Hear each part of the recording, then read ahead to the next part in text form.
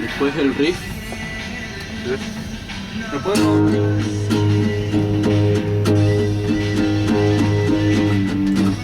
Te puedo preguntar que tengo un mal, no sé. Debe ser dos tipos.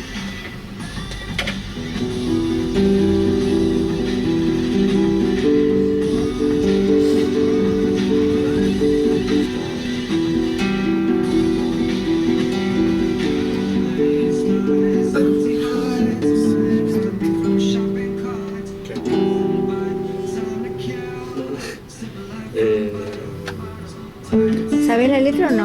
Más o menos. Bueno, entonala un poquito.